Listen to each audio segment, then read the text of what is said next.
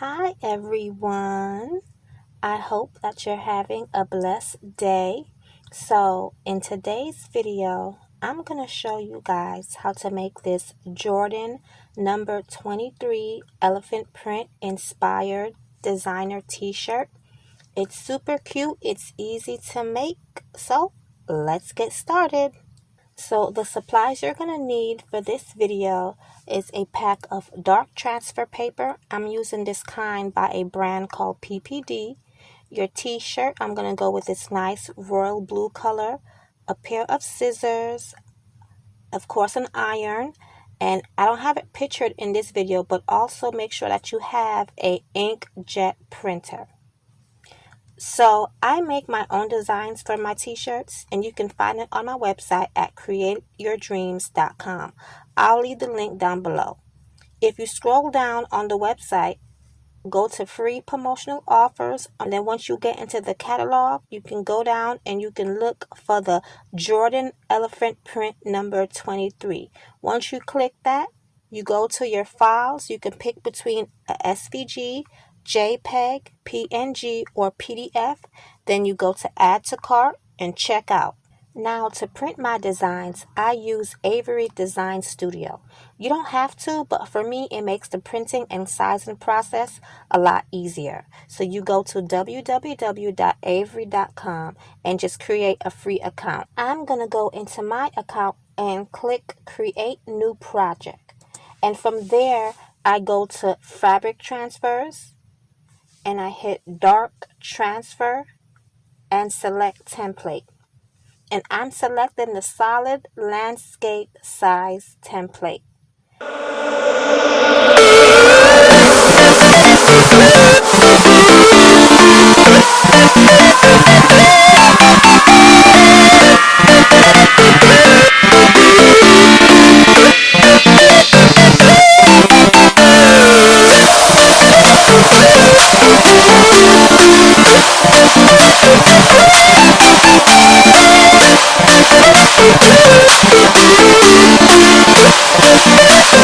I then go to image and add my image that I'm going to be using and resize it to my liking.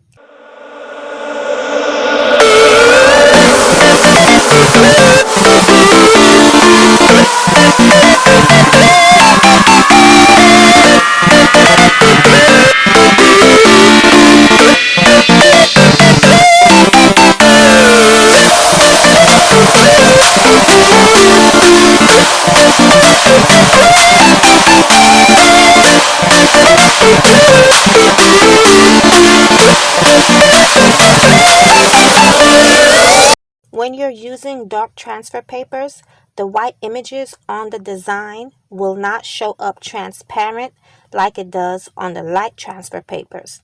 So I'm going to go in and change the background color to my design to royal blue to match my t-shirt. And that's why I love using Avery Design Studio, because I can change the background colors to match the color that I'm going to be printing on.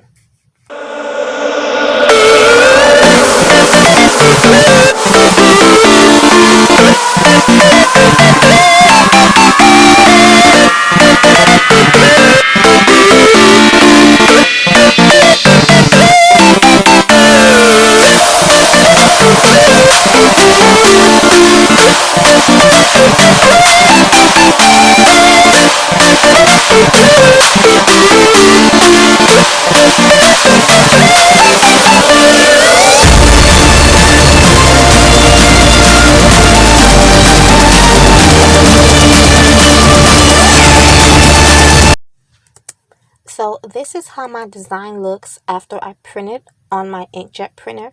And as you can see, compared to my royal blue t-shirt, the background color that I chose is pretty close in color. So now I'm going to go ahead and cut out my design off camera, and then I'll come right back and show you guys. So this is how it looks after I cut it out.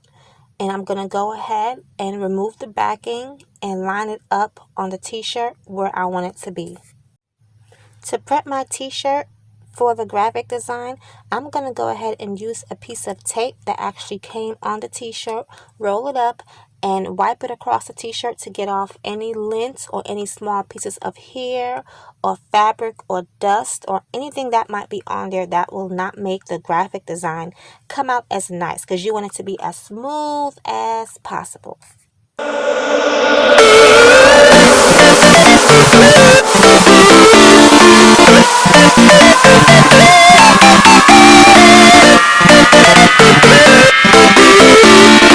I also went ahead and ran the iron across it just to get out any creases, because if you try to iron on the graphic with creases in your t-shirt, the graphic is going to come out wrinkled. So it's best to get the t-shirt as smooth as possible before we lay our graphic on top of it.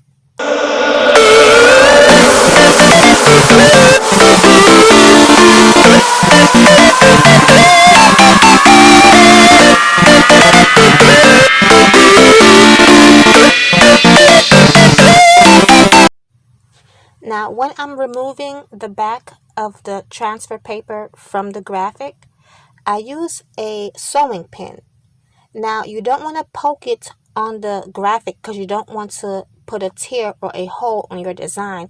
But all you do is carefully pick up an edge of your graphic design and try to use the pin to separate the design from the paper that's behind it. When printing a dark transfer, you have to remove the front page from the back page.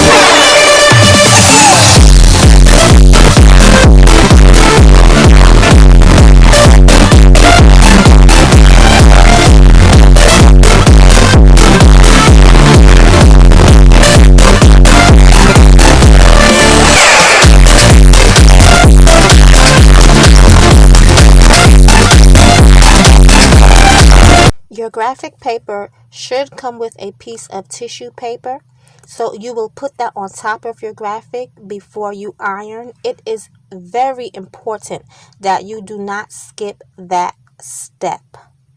You also want to make sure that you follow the recommended heating time that comes with the instructions in your transfer papers.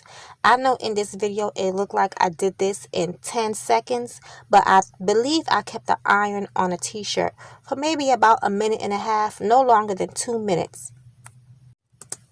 So yeah, my t-shirt is all done. The design looks awesome. I like how the royal blue in the graphic design blends in very well with the royal blue t-shirt.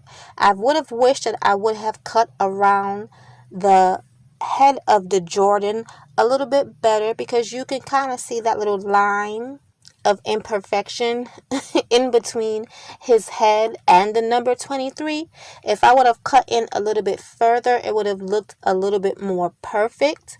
But it's not that bad. It's not that noticeable, only if you looked at it very up close. But from a distance, you can't really tell. So I must say I did a pretty good job. I'm loving the way that it looks, and I hope that my godson is very happy because it matches his sneakers. So if you enjoyed this, go ahead and check out my website, createyourdreams.com, to get this graphic. And thank you so much for watching, and have fun creating. God bless.